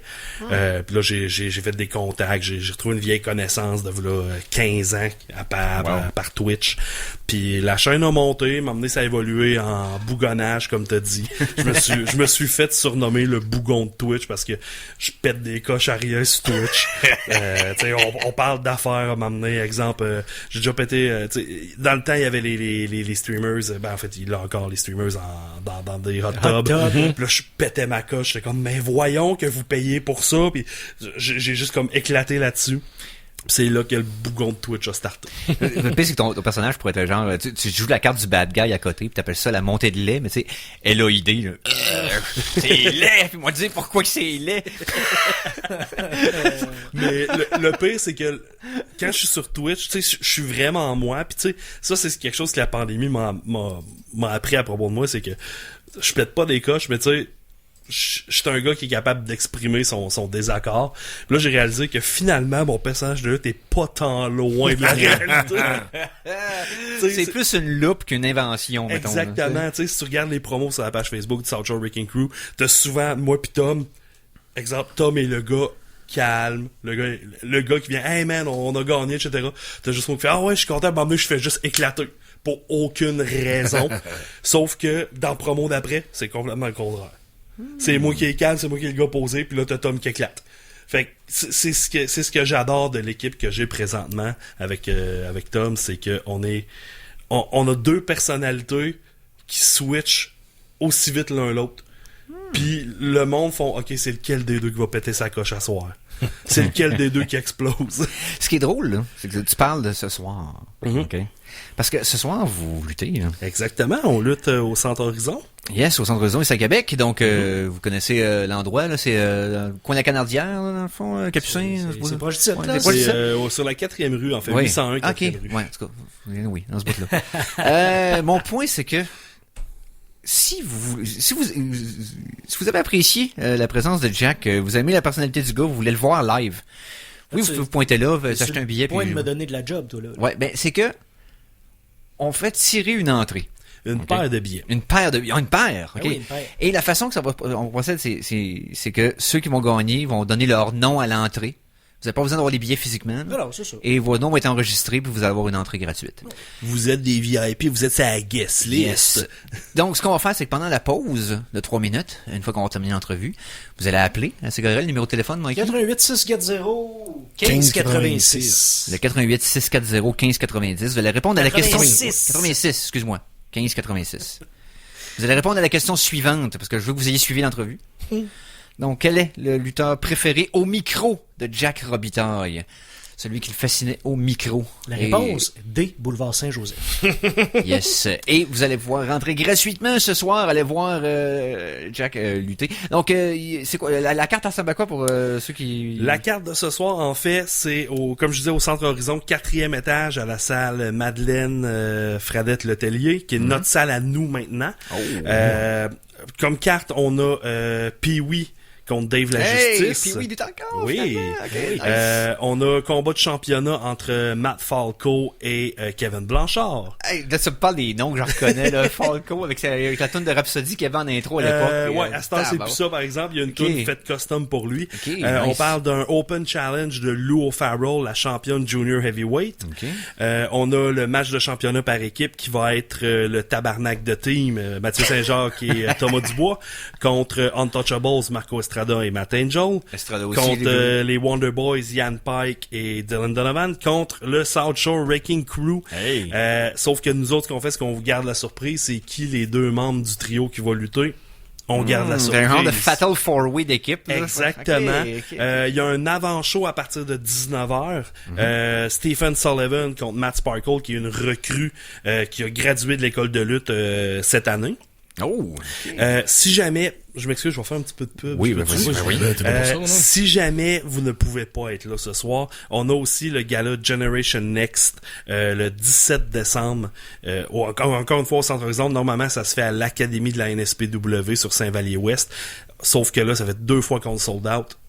On ship ça au Centre Horizon. Ben oui. Sur la carte, présentement, ce qui a annoncé la présence de Marco Estrada, la présence de TDT, le tabarnak de team, et le combat principal qui sera le champion Generation Next avec le plus long règne, Grégory Belinsky, contre le premier champion Generation Next, moi. Donc c'est une autre grosse carte. Les billets sont déjà en vente sur le point de vente pour ce soir et pour le 17. Et si jamais ça vous tente de faire un petit after party à soir, là, je fais une autre petite pub. Si vous avez votre billet de la NSPW, après le show, vous vous présentez au salon de quai Horizon qui est juste en dessous, qui est au sous-sol. Vous allez là, vous réservez une allée pour 2 heures. Ça vous coûte 12$. Tax-in, location de souliers incluse, vous présentez votre billet de la NSPW et vous avez une consommation gratuite. Voyons donc! Hein? Big deal! Donc, si vous avez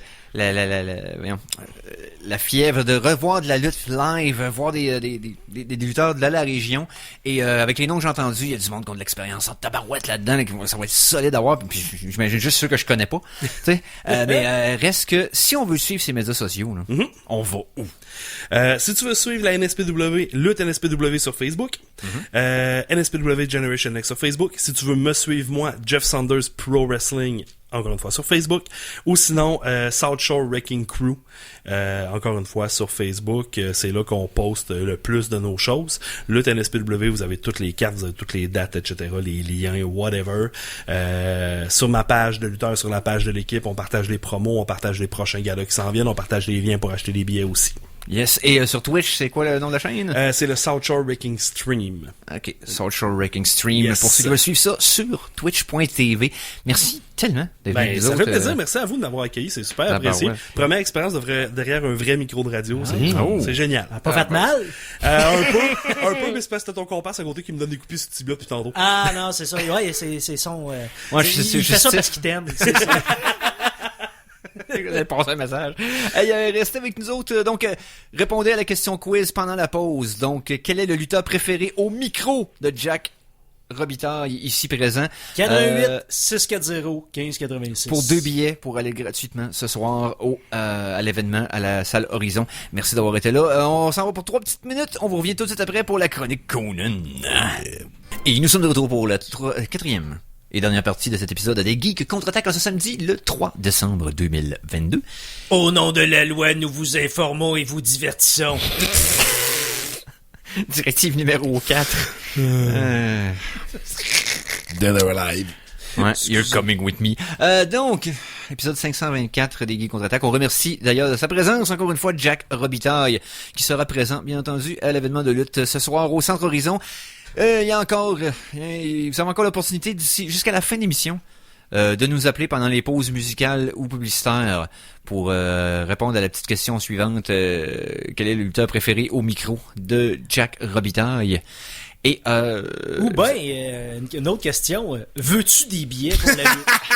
c'est ça. Et là, si vous répondez oui, ben on vous en donne. Donc 2 places gratuites pour assister au gala de ce soir au Centre Horizon. Donc vous appelez au 88 640 15 86. Voilà. Donc, maintenant.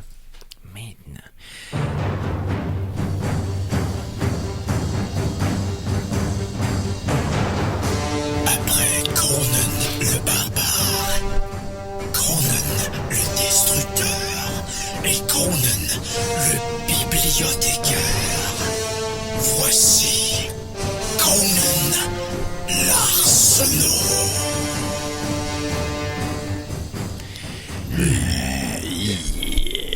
Conan. Hey. Qu'est-ce qu'il aurait vu cette semaine? J'en ai vu plein des affaires, mais je veux... Est-ce que j'ai parlé de Triangle of Sadness la semaine passée ou j'en ai pas parlé? Oui, t'en as parlé. Je l'ai parlé? T'en as parlé. Un petit peu? Le de classe puis tout. Mais ouais, Mais vu que toi tu l'as vu, Mikey, je veux savoir qu'est-ce que toi t'en as pensé. Je l'ai vu complètement par hasard parce que sur Facebook, j'ai vu quelqu'un qui a posté quelque chose par rapport à ce film-là. OK. Puis là, j'étais comme, je connais pas ça. Il y a Woody Harrelson. C'est Woody Harrelson qui m'a apporté vers Triangle of Sadness parce que j'adore cet acteur-là. Puis c'est ça, j'ai été pris de court parce que là, j'étais comme, j'attendais Woody. Où est-ce qu'il est Woody? Ah, c'est vrai que c'est long. Il est pas là souvent, Woody, mais c'est pas grave. J'ai vraiment aimé le film. J'ai été surpris par le film. Il est très long, mais pour quelqu'un qui est pas dans la game des réalisateurs puis cinéphile plus que ça, j'ai quand même aimé l'histoire qui m'a été racontée. Puis ça commence, tu te doutes pas où ça s'en va parce que ça commence très superficiel. C'est des beaux gens qui se chicanent. Là, t'es comme, arrêtez donc, là, question d'argent. Il y en a une qui se dit, ben là, pourquoi mon chum paye pas pour moi? Puis l'autre, il est comme, ben oui, mais c'est le principe, mais ça, puis là, c'est comme, ça tourne en rond, pis t'es là. Arrêtez donc, vous êtes gossant, puis ça a pas d'importance dans la vie, ça, c'est de se chicaner. Puis après ça, tu t'en vas en croisière. Mais une grosse croisière, tout le monde est ultra riche, puis t'es comme, OK. Puis là, tu fais comme les pertes de vue, ces deux-là, mais tu sais qu'ils sont là. Mais c'est pas grave, là, il y a du Nutella qui arrive par hélicoptère. OK. What? Ouais. Oui. Il y a une scène à un moment donné qu'il y a un hélicoptère qui arrive, t'es comme, OK, il y a un hélicoptère qui arrive, il y a qui descend avec une mallette, il va porter la mallette, et t'es comme, oh my god, ça va être, c'est 2 pots de Nutella, là. Parce qu'il y a quelqu'un qui était super riche, qui a dit, Nutella. moi, je veux du Nutella le matin, puis je n'en avais pas, je vais m'en faire venir. L'ultra riche qui veut du Nutella, c'est comme ça que ça se passe. C'est ça. Puis c'est ça, tu vois comme la dynamique, au début il y a un pep talk, la crew se fait donner un pep talk. Ouais. Ah, ok, là, tout le monde, on dit oui parce que on veut des gros types, yeah! Puis là, blablabla. Puis là, tu vois l'espèce de dynamique en tout. Puis là, il y a un naufrage et c'est là que le film prend tout son sens. OK. Ouais, parce qu'il y a un naufrage qui arrive dans toute cette histoire, t'es comme, what? What? Après ça, je veux plus rien dire. Ouais. Mais c'est une comédie, c'est une satire, C'est c'est plus- un ça- drame, c'est plus- un suspense. C'est plus une satire qui tire sur la comédie, mais c'est quand même un drame de mort. C'est très difficile à décrire comme film, honnêtement, là, mais je pense que c'est plus dans les... Moi, c'est une satire engagée. Ouais. Ouais. Mais en même temps, qui est engagé, qui est pas du tout... Pas politique, là. Mais exact, mais qui est pas non plus aussi tu sais, dénonciatrice comme How dare you, là, comme... C'est quand même très humain comme affaire. Oui, mais le mot à retenir, c'est satire. Ouais, Le mot à absolument. retenir, c'est Absolument. satire. Absolument. Puis c'est 2h40. Mais c'est ça, tu sais, plus ça va, moins que tu le trouves long. Parce que, tu sais, ouais. J'ai bien aimé ça. Allez le voir. Puis le triangle de la tristesse, c'est quand t'es inquiet, là, ici, entre les yeux, là, puis le nez, là, il y a comme un triangle qui se frown, là. C'est ça, c'est de là que ça vient. Relaxez votre triangle de la tristesse. C'est ça. Triangle de la tristesse. OK, maintenant... Avec plein de personnages vraiment intéressants aussi, quand même. Cool. Ouais. Et dans cette chronique Conan-là, donc, qu'est-ce que t'as vu d'autre, Mikey? Mais non, j'ai quand même écouté 2-3 affaires intéressantes cette semaine, quand même toutes quand même deux affaires vraiment dark. Je vais commencer par la plus dark des affaires. C'est une nouvelle série sur Netflix qui s'appelle The Devil Next Door.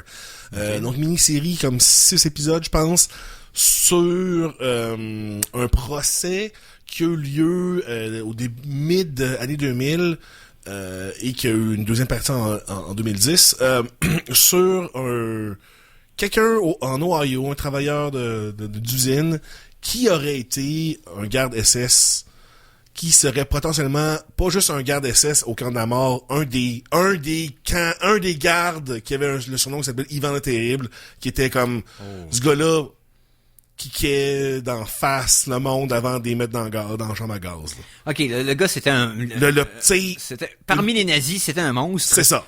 Et, dans le fond, là, il essaie de vivre sa double vie tranquille. C'est ça, il aurait été, tu sais, aux États-Unis, pis là, là, il y a comme quelqu'un qui l'a reconnu, et là, c'est comme, non, mais c'est lui, c'est Ivan le Terrible. Et là, c'est l'histoire de son procès, lui, qui se fait, parce qu'évidemment, il faut prouver que c'est lui, pis là, lui, il est comme, ben non, c'est pas moi, tu sais, évidemment, que lui, il est comme, ben là, vous avez... Lui, il est rendu relativement vieux, j'imagine. Ouais, c'est ça, exact, puis évidemment, qu'il y a des documents aussi de ce temps-là, même si les nazis avaient bien tout documenté. Ben des affaires qui se perdent dans le mal. Ben des affaires qui se perdent dans le mal, mais il y avait aussi comme, en tout cas, parce que la série est intéressante parce qu'il y a quand même plusieurs revirements sur des affaires vraiment cruciales en plus, qui étaient comme, tu sais, en tout cas, évidemment, c'est une histoire qui s'est terminée en... Moi, je me souviens d'avoir entendu parler de cette histoire-là des années 90. Okay. Boris Miolnik, je pense, son de famille. Okay.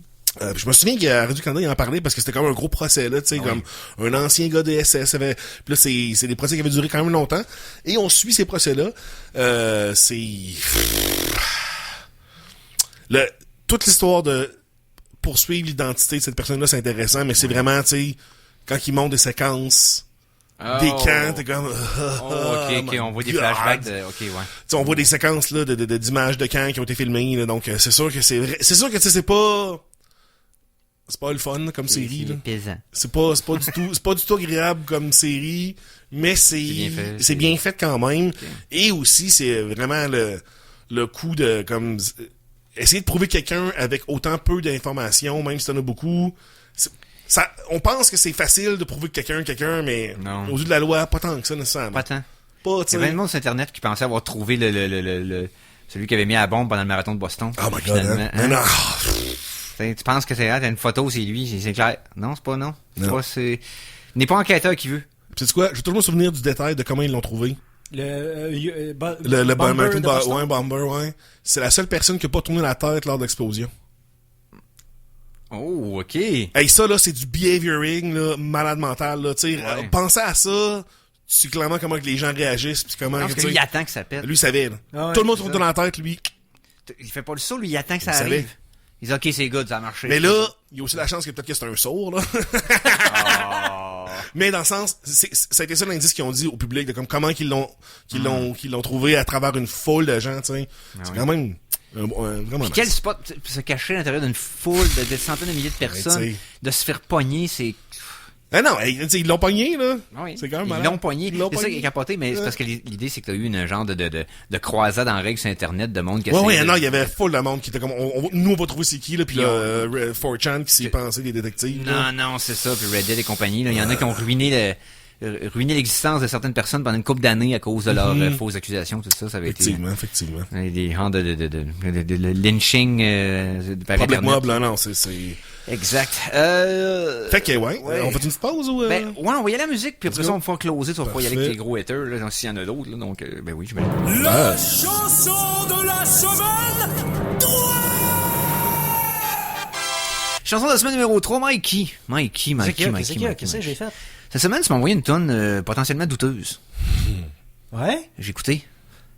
J'ai dit, c'est de valeur, faut que j'en passe une autre qui m'a envoyé avant. Fait que là, c'est parce que t'es en train de bourrer mon backlog de tonnes pas écoutables. Ouais, c'est à cause du pays des merveilles, ça, je suis désolé. Ben oui, non, c'est bien correct. Fait qu'on va vous reparler de Lila d'ici peut-être 2023, 2022, je vais voir, là. Mais Lila, retenez ça. On va se déplacer à la place en 1973. C'est la section douteuse des chansons de la semaine. Et là, douteuse, j'aime le contexte geek qui est en arrière de cette tune-là. Oui. Je vous explique.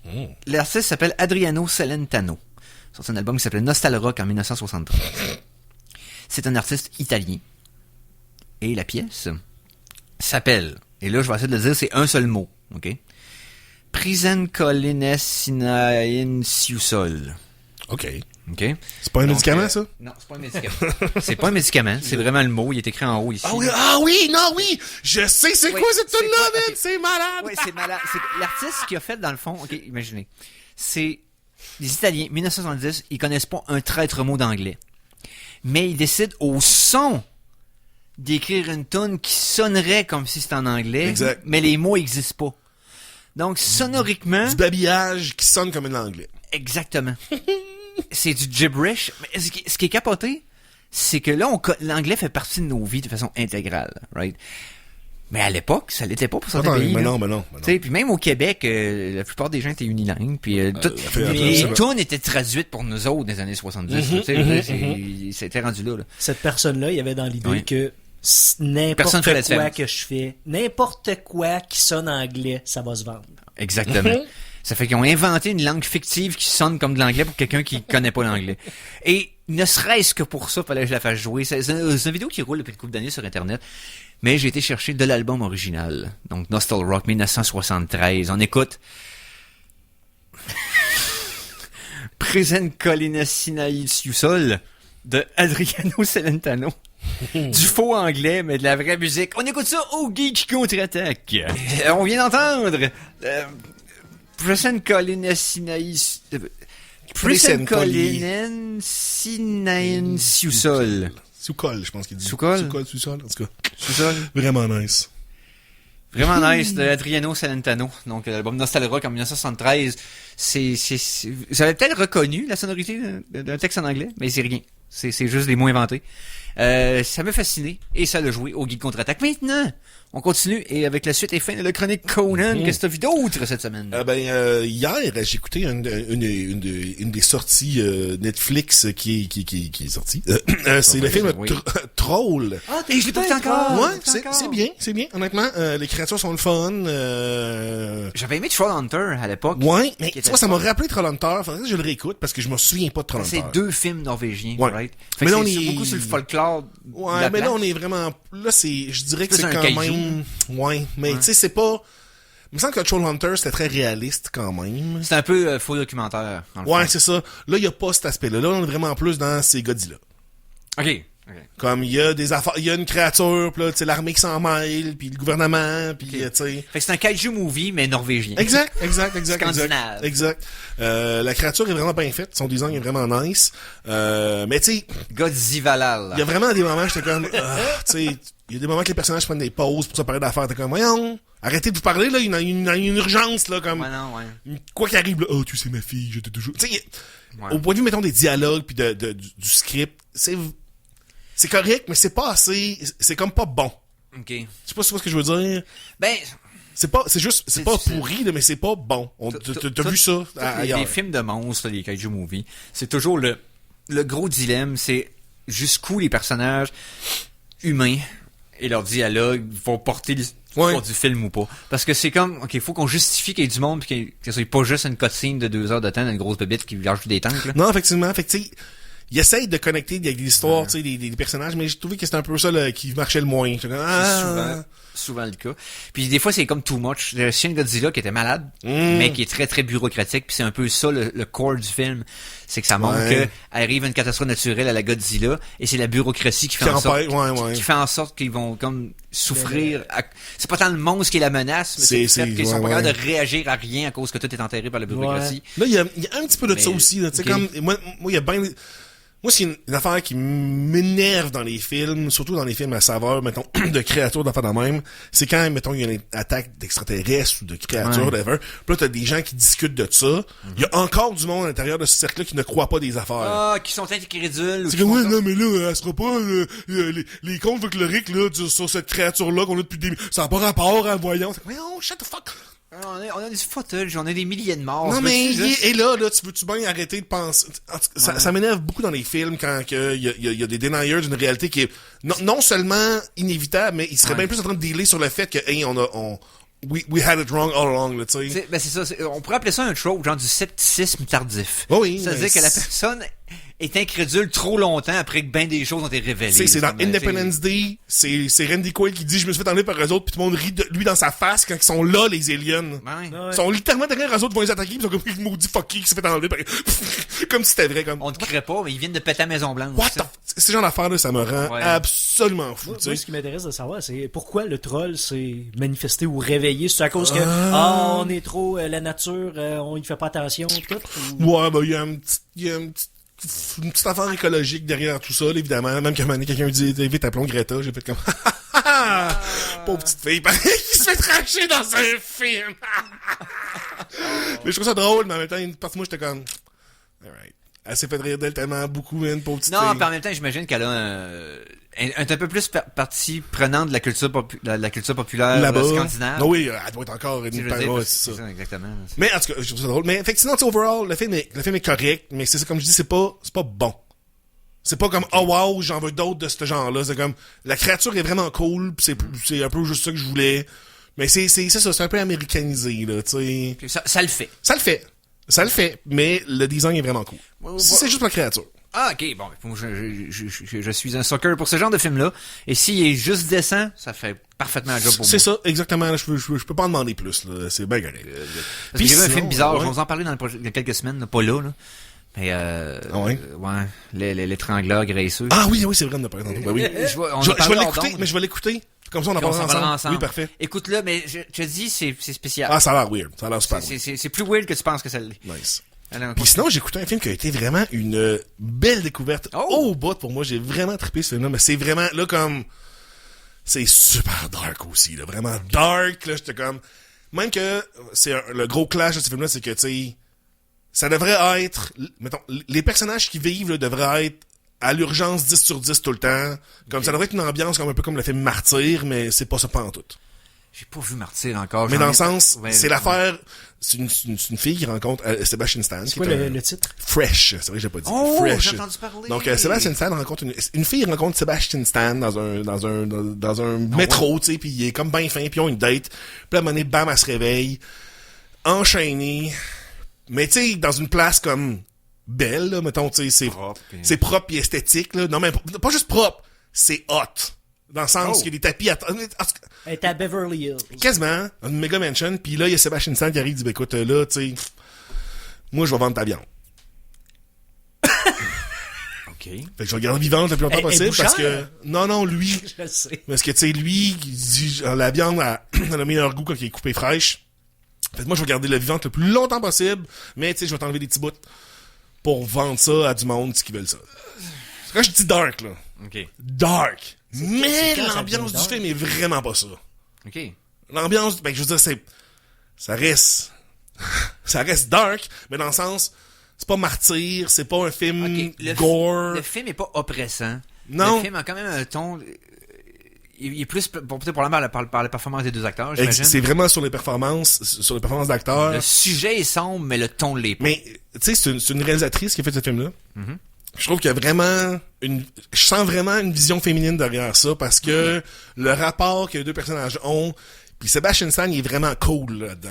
Là. On peut le syndrome de C'est Stockholm un là-dedans. beau gars cool, Ah oui. awesome, là. Ah oui, mais c'est Winter Soldier. Mais, tu sais, non, mais c'est rare de le voir dans le même, parce que là, il brise son rôle de Winter Soldier vraiment comme, c'est donc bien drôle de voir Sebastian Stan de même. Ok. T'as plein de sourires, puis il est comme full charmant, t'es comme, what the hell? Ouais, c'est le film, Bucky, je pense que là? le film start un peu comme une rom-com aussi. Oui, c'est ça, exact, là, tu sais, ça, les 15 minutes, c'est comme, wow, il est donc bien cool, ce gars-là, il a full de répartie, puis il a l'air intelligent, puis nanana.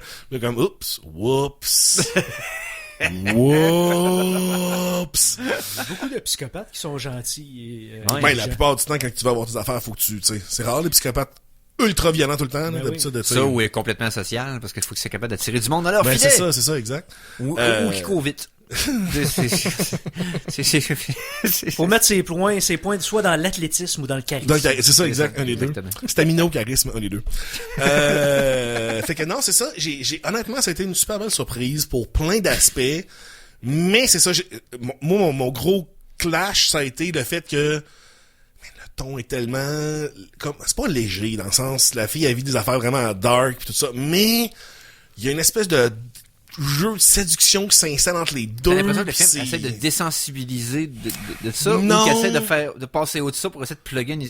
Non plus, non plus, mais on dirait, en tout cas, parce que évidemment il y a beaucoup de choses qui se passent dans le film, mais on dirait que il y a un petit peu le coup de tu sais, même si c'est un bad guy, de normaliser la sociopathie, genre. Tu sais, je peux le, Ouais, c'est ça, I can fix him, là. S'il est good looking, c'est pas grave. Si c'est un criminel endurci qui menace la vie de Fait personne. il y a un peu de ça, tu sais, comme Sebastian Stan, là, il a pas l'air creepy là-dedans, là. Il est glorifié à fond dans la caisse, là. Okay. Il est quasiment aussi sexy que Dahmer avec ses abs, là, tu comprends? Ouais. Fait que c'est un peu ça que j'étais comme, c'est donc bien weird, l'espèce de sentiment de, on dirait quasiment que la fille, ça dérange pas trop parce qu'il est fin, là. Il est comme fin qu'eux autres, là. Il est pas du tout violent, là. Mais non, mais ça fait mal, se faire enlever des bouts de viande, de demander. Ouais, non, mais lui, il fait tout ça sous anesthésie pis tout ça, là, pour que la personne, ok. c'était comme un chirurgien. Pardonne tout d'abord, il est super fin. Non, mais, en tout cas, c'est weird, là, à plein de niveaux, psychosexuel, vraiment, pis ça tombe jamais dans ça pourrait être full exploitative, là, comme body horror, Ok, c'est pas exploitatif du tout. Zéro. Okay. Zéro. Je pense on voit un petit peu, on voit du sang un petit peu, là. Mais, tu sais, c'est quasiment... C'est pas Cronenberg. Non, c'est ça. C'est un peu ça qui m'a vraiment surpris, c'est que le film a vraiment... Aurait facilement pu tomber dans cette trappe-là, puis décide de prendre une autre approche qui est peut-être beaucoup plus originale. Ben oui, tu sais, moi, les personnes avec qui j'étais, tu sais, m'ont dit qu'ils ont eu plus de fun à ça que Barbarian. Okay. Puis je peux comprendre parce qu'il y a vraiment plein de moods aussi, plein de moments. T'es comme, qu'est-ce qui se passe là-dedans? Tu sais, le film te déjoue un peu. Fait que non, honnêtement là, belle surprise. Puis Sebastian Stan, puis en plus c'est la première réalisation de cette fille-là, Mimi Cave. Okay. Donc on va surveiller sa carrière avec intérêt. Yeah. Hey, merci beaucoup pour ta chronique, Conan. Hey, merci à toi. On remercie aussi Jack Robitaille. Donc, si vous voulez voir la lutte ce soir, c'est au Centre Horizon que ça se passe. Merci à Mikey G. Ben, ça m'a fait plaisir. Sûrement au Pays des Merveilles. Je fais God of War au hardest et je rush ma vie. Sinon, j'écoute des affaires. On a bien du fun sur Twitch. Mikey G, LGCA. Yes, vendredi prochain, Ciné Geek thématique de Noël. Oui. Donc, on va écouter des films de Noël weird. Je sais pas qu'est-ce qu'on va écouter encore. Il reste 10 secondes. Il reste 10 secondes. Donc, merci d'avoir été là. On se reparle la semaine prochaine. Salut les geeks.